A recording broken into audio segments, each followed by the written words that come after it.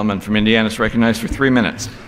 Thank you, Mr. Chairman. I'd like to thank Chairman Klein for his hard work on this bill. Also like to thank the subcommittee chair, Fox, for her hard work. I rise today in support of H.R. 1911, the Smarter Solutions for Students Act. This debate is about a fundamental question. Who do you trust more? The promises of big government or the private market setting rates in the marketplace?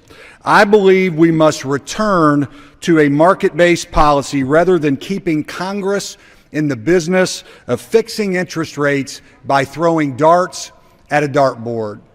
We'll make two simple points to this chamber. First, markets work.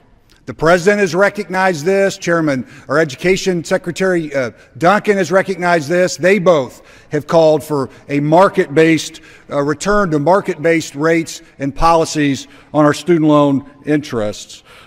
Families deserve the security of knowing that the marketplace will be setting their interest rate, not the results of the next mud wrestling match in Congress. I've heard a lot of rhetoric on the other side of the aisle about how rates will rise if we change this policy. Lost in that rhetoric is the fact that over the course of the last decade, there have been times where interest rates would have been much lower had we had a market-based approach to interest rates.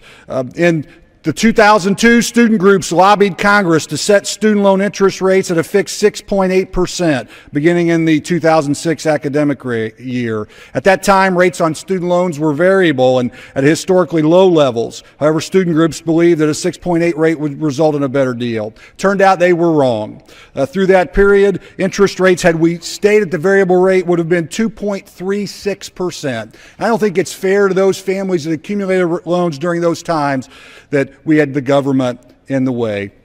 The second point I think that needs to be made in this debate is that while we need to have low interest rates for students, and we're all concerned and want to make sure they don't rise, the real threat to young people in this country is not a few dollars on their interest loans. Another minute.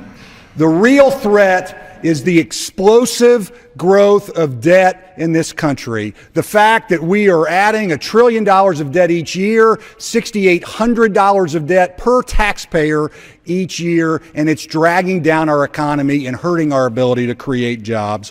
Let's return to common sense policy on interest rates. I urge my colleagues to support 1911. I yield back the balance of my time. Gentleman from Indiana yields back. Gentleman from California.